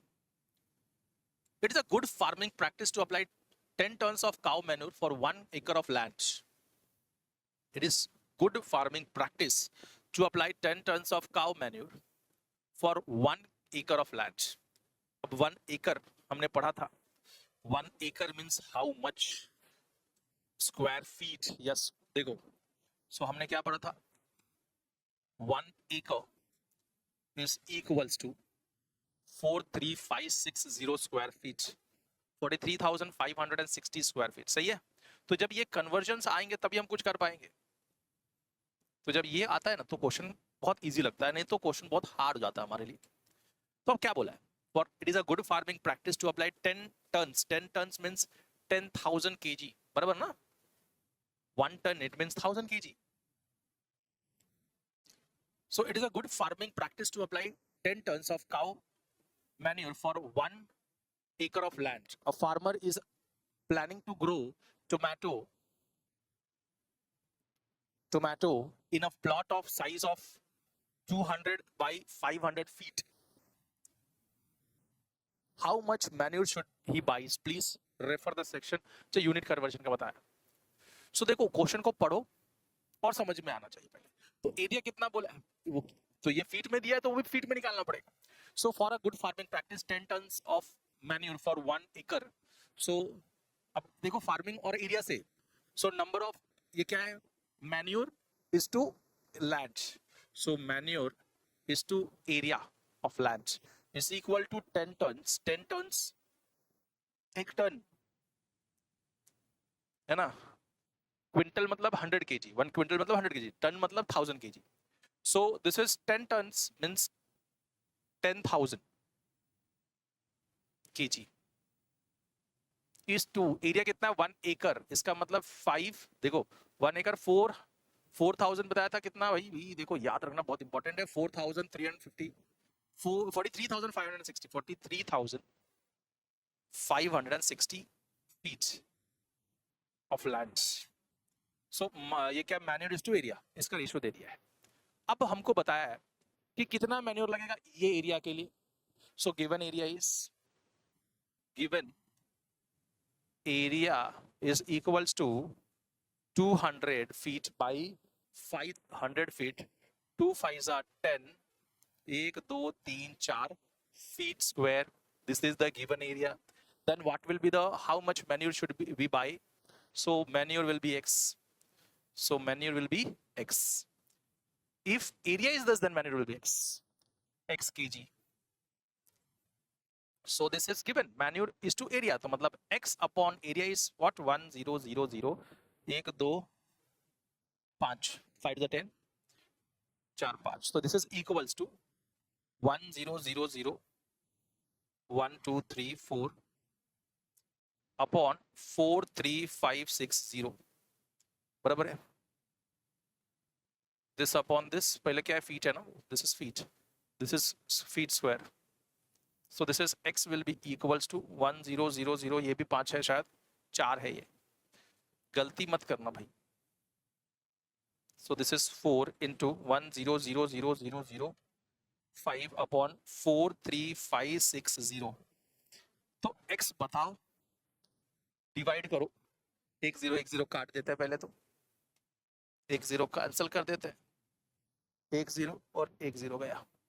सो सिंपल अगर मैं देखूं इसको तो ये कितना हो गया पहले वो देख लेते हैं. This is 1 3 plus 5 1 2 3 1 2 3 4 5 upon 4 3 5 6 and x जो मिलेगा तुमको किस में मिलेगा, केजीस में मिलेगा. ठीक है, तो ये आप लोग डिवाइड करोगे. अगेन मैं आपको बता दूं कि नियरली वैल्यू कितना मिलना चाहिए. This near value is I think so इसको जब मैं डिवाइड करूंगा तो नियरली मुझे मिलेगा 22,956.84 kgs. तो आप लोग इसको सॉल्व करके इसका जवाब जो है आप चैट बॉक्स में सॉरी कमेंट सेक्शन में जरूर दे दीजिएगा. सही है और आप लोग ने मतलब हमने आसपास में यही निकाला हुआ है. ठीक है, आगे बढ़ते हैं, देखते हैं. A tap takes 15 seconds to fill a mug of water. The volume of mug is 15 ml. So 500 ml को 15 seconds में भरता है. So time is to volume is 15 is to 500. ठीक है, how much time does a same tap take if to fill a bucket of 10 liter capacity? है ना, 10 liter capacity है. So volume, if V is 10 liters, it means what? अब देखो ये ml में है तो 10 लीटर यानी कि कितना हो गया 10,000 ml. बराबर है 10,000 ml is 1 लीटर. 1000 ml का मतलब क्या हो गया 1 लीटर हो गया. सो 10 लीटर्स का मतलब 10 into 1000, सो 10,000 ml क्योंकि ml में दिया हुआ है बाकी. सो वॉल्यूम अगर ये है तो टाइम कितना लगेगा that we have to find out. So simple सा है, आप क्या कर सकते हो, time upon volume is equal to 15 upon 500. So time is you have to find out upon volume is what 10,000 equal to 15 upon 500. So therefore time is equal to 15 upon 500. ये into में चला जाएगा into 10,000. So 5 3s are 15, 500s are 2 zeros चले गए तो 3 into 100 will be 300 seconds लगेंगे because वो seconds में दिए हुए हैं तो seconds लगेंगे. 300 seconds का मतलब कितना हो गया. अब ये 300 seconds divide by 300 by 60 will give you in minutes 0 0. अब 6 1 6 6 5 सो इट्स 300 अपॉन 60 मिनट्स हो जाएगा. इसका मतलब ये 5 मिनट्स है. कितना है 5 मिनट्स से देखो डिवाइड करके आपको बता दिया. तो जब भी सेकंड्स को मिनट में कन्वर्ट करने के तो डिवीजन डिवाइड बाय 100 और मिनट को अगर आवर्स में कन्वर्ट करना है तो अगेन डिवाइड बाय 100. लेकिन यहाँ पे 5 मिनट्स मिला, उससे ज्यादा डिवाइड बाय 100 नहीं कर सकते हैं, आवर्स में कन्वर्ट नहीं कर सकते, जरूरत नहीं है क्योंकि ये पहले से ही छोटा है. 60 मिनट्स होगा अगर उससे ज्यादा होगा तो आवर्स में लिखते हैं, फिलहाल नहीं है. Again, 1 acre of land cost rupees 15 lakhs. What is the cost of 2,400 square feet of same land? So 1 acre. So area of land, area is to cost. अब 1 acre का मतलब वापस से हम जाते 1 acre का मतलब देखते and 1 acre का मतलब हमारे पास अगर मैं देखूं आपको बताओ. So 1 acre will be equals to 1 acre. किधर गया भाई 1 acre? देख लेते. 1 acre is 43,560. 43,560 square feet square. This is 1 acre of land. So इसका मतलब 43,500 43,560 feet square of land cost 1500, 5 times zeros, 15 lakh rupees. What will be the cost of, if cost of kitna hai square feet? 2400. So if area is 2400 feet square, yeah, square feet. So what will be the cost? So cost is x, suppose karo. So area upon cost, area is what? 2400 upon cost is what? X is equal to 43560 upon 1515 lakhs. बराबर है? Area upon cost is equal to area upon cost. So by the given condition, again, तो मैं इसको अब solve करूंगा तो क्या होने वाला है? 0 0 गया, फिर क्रॉस मल्टीप्लाई, x पहले उल्टा कर दो. So x upon 2400, तो ये भी उल्टा हो जाएगा. This is 1540 upon 4356. So x will be equals to 150000 into 2400 upon 4356.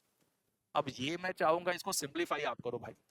सो इसको सिंप्लीफाई करना, इसका आंसर जवाब जो आएगा वो जरूर कमेंट सेक्शन में देना.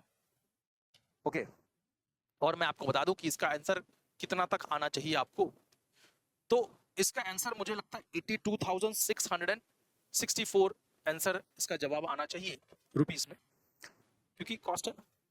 सो आपको वो लिखना है, सॉल्व करके बताना है. देखो मैं बता रहा हूँ, 82,664, 82,000 का जवाब जो होना चाहिए आंसर आपका 82,664 रुपीस में आना चाहिए. इसका अप्रोक्सीमेट इसके आसपास में आना चाहिए.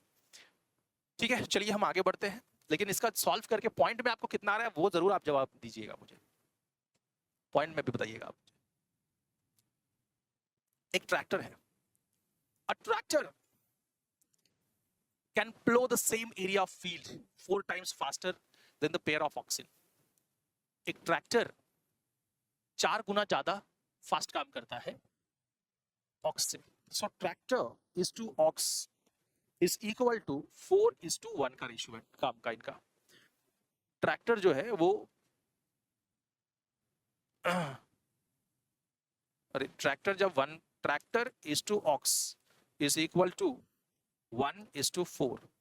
ये ट्रैक्टर अगर एक घंटा लेगा तो ऑक्स 4 घंटा लेगा. इसका मतलब ये है. So tractor can plow the same field area of field 4 times faster than the oxen. ठीक है, so 4 into oxen, 4 times faster. तो ट्रैक्टर अगर 1 घंटा लेता है तो ऑक्सिन 4 घंटा लेगा. इसका मतलब सीधा सीधा ये है. If a farmer want to plow 20 acre of field, so 20 acre field को प्लो करना है. ठीक है, so इसने बोला है. ठीक है, अब a pair of oxen takes 6 hours to plow an acre of land. So ox जो है, if ox takes 6 hours of time for 1 acre, लेकिन इसमें कितना एकड़ है? 20 acres है. Therefore time taken by oxen for 20 acres. So for 20 acres,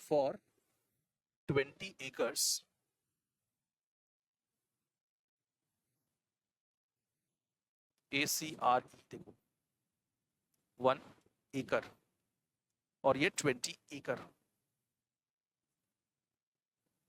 For 20 acre, ox will take 6 into 20, 6 to the 12, 120 hours. So for 20 acre ox का 20 hours, 120 hours. So time taken by, अब क्या बोला है?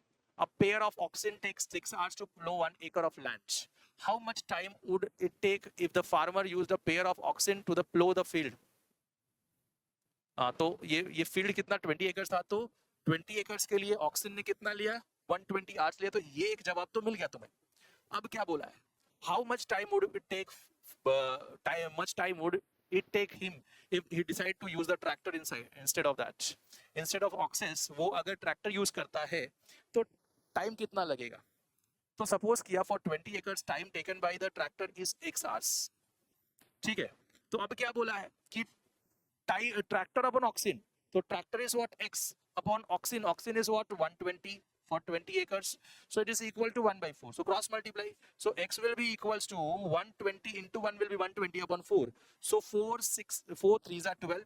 So ट्रैक्टर के लिए 30 घंटा लगेगा, जहां ऑक्सिन के लिए 120 आवर्स लगेंगे, ट्रैक्टर को 30 आवर्स में ट्रैक्टर पूरा हल चला देगा 20 एकर्स। ठीक है, बात समझ में आ गई। तो वी हैव 120, ये 20 एकड़ ऑफ लैंड है, तो ऑक्सिन लेगा 120 hours to plough that land and tractor लेगा 30 hours to plough the same land.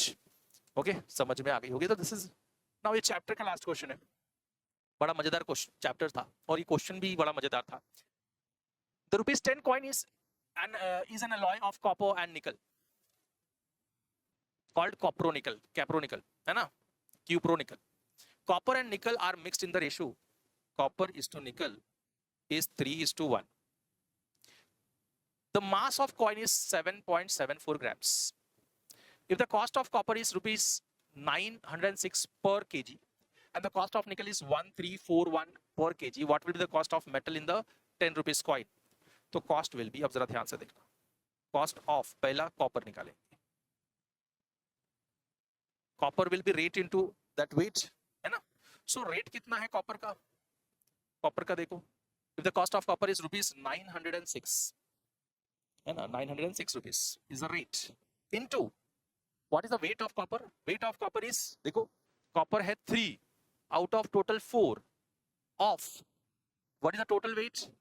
7.74, बराबर है 7.74. सो अब इसको मैं सॉल्व करूंगा। This is a weight, cost of copper will be rate into, इसका मतलब क्या है, rate into weight of copper, weight of, so weight of copper is 3 part out of 4 part of total that 10 rupees coin, total weight of 10 rupees coin. सो बस यही निकालेंगे। So this is 960 into 3 by 4 into 7.74. 4 1s are 4 2s are 8, 4 4s are 16, 0. सो जब मैं multiply करूंगा तो 1 0 एक point के साथ चला जाएगा। तो दिस इज 2440 इंटू 3 आप लिख लो इंटू 7.74। जब मल्टीप्लाई आप करोगे तो दिस इज 1 0 एक पॉइंट के साथ चला गया, तो 24 into 3, 3 4s are 12, 3 4s are 12, 3 2 6 7, और ये 0 पॉइंट आगे शिफ्ट कर दिया तो इंटू 77.4। तो 77.4 इंटू 72 वी विल मल्टीप्लाई, देखते हैं, एक मैं करूंगा एक आपको मैं करने के लिए दूंगा। सो 77.4 इंटू 72, 77.4 सही है, 77.4 into 72। So 4 2s are 8, 7 2s are 14, 14 15, now 7 4s are 28, 7 7s are 49, 49 plus 2 is 51, 49 plus 5 will be 54. So 8 12 1 2 6 7 5 4 5, ठीक है। सो एक डिजिट के पहले पॉइंट, सो इट्स एक डिजिट के पहले पॉइंट 72 था। अरे देखो ज्यादा जोश में आ गए। तो 72 इंटू, सो 72 इंटू 77 पॉइंट, ओ हो ये पर केजी में दिया है। देखो ये गलती मत करना, ये हो गई गलती। कहाँ पे भाई, ये पर केजी का दिया हुआ है कॉस्ट, सो पर केजी का है, you have to convert into grams, या फिर इसको आप पहले ग्राम्स को, ये जो ग्राम है डिवाइड बाय आप क्या करोगे, 1000 करोगे तो केजी में कन्वर्ट होगा। चलो डिवाइड बाय 1000 कर दो बेटा, सो डिवाइड बाय 1000, तो ये किस में कन्वर्ट हो जाएगा, यस केजी में। सो डिवाइड बाय 1000 यहाँ पे भी, तो यहाँ पे भी डिवाइड बाय 1000, यहाँ पे भी डिवाइड बाय 1000। तो जो सॉल्व करके जो वैल्यू आई, कितनी आई तुम्हारी, देख लेते हैं, 5572.8, 72.8 divide by 1000। So this is point इधर शिफ्ट हो जाएगा, सो दिस इज 5.5728 है ना। तो this will be in rupees, this will B rupees 5.57, तो नियरली 6 रुपीस। आप समझो इसमें कितना कॉपर, कितना रुपीस का कॉपर यूज हुआ है, नियरली 6 रुपीस। क्या मैं सही हूँ या गलत हूँ, ये मुझे आप बताओगे और बता के समझाओगे। तो सही मुझे तो लग रहा है मैं सही ही हूँ, गलत तो हूँ नहीं।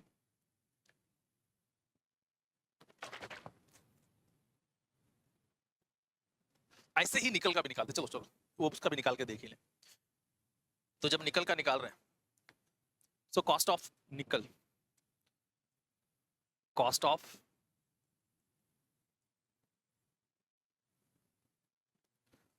ऑफ निकल, NiCKEL, देखो स्पेलिंग भी NiCKEL, cost of nickel is equal to, nickel कितने पार्ट है, निकल देखो कितना पार्ट है, सो निकल का पार्ट कितना है 1 out of total 4, and rate कितना है निकल का, this 1341, 1341, rate is what, rate पहले लिख देता हूँ, rate into wait, so rate is 1341, बराबर है, निकल का रेट इज 1341, और ये केजी में, पर केजी, रुपीस पर केजी। तो हम जो वेट निकालेंगे वो भी केजी में ही निकालेंगे, तो into weight will be equal to, nickel is what, 1 part out of total 4 part, 1 part out of total 4 parts of 7.74, 7.74, तो ये ग्राम्स में है, तो डिवाइड बाय क्या करेंगे 1000 में, तो केजी में कन्वर्ट हो गया, ठीक है। तो दिस इज द वैल्यू, अब इसको सॉल्व करने की कोशिश करता है, so this is 1341 into, again same process, into 1/4 into 7.74 upon 1000, मतलब इसके नीचे 1000 डाल दो, कोई फर्क तो पड़ेगा नहीं। सो अब कैंसलेशन देखो कितना कैंसलेशन कर सकते हो, 2 2 जा 4, 2 3 जा 6 पॉइंट, तो 2 8 जा 16, देन 2 7 जा 14, देन 2 1 जा 2, 2 6 जा 12, बराबर, 2 6 जा 12, पहले 2 3 जा 6, 2 8 जा 16, 2 16 1 4 2 7, ठीक है, 2 6 जा 12, 2 7 जा 14, 2 0 जा 2 5 जा, सो मल्टीप्लाई करो, डिवाइड बाय 7 दिस 1000, सो 670.5387, जब मल्टीप्लाई करूंगा, सो 5 7 जा 35, तो 35 डायरेक्टली लिख देता हूं, 7 7 जा 49, 4 कैरी, 7 6 जा 6 जा 42, 42 plus 4 is what, 46, 8 5 जा 40, 40, 8 7 जा 56, 5 and 6, 8 6 जा 48, 48 plus 5 will be 53,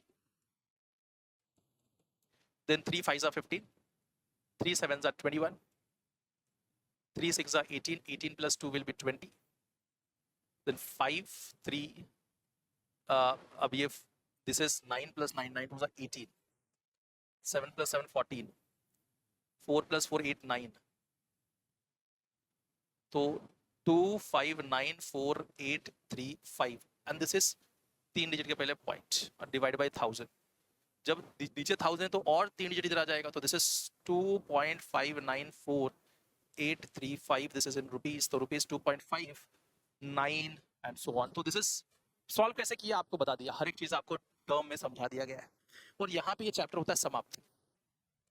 हर एक क्वेश्चन आपने सॉल्व किया, होप कर रहा हूँ कि हर एक क्वेश्चन को आपने सॉल्व किया हो खुद से भी, जब सॉल्व करोगे तो मजा आएगा, बेसिक समझ जाएगा तो और ज्यादा मजा आएगा।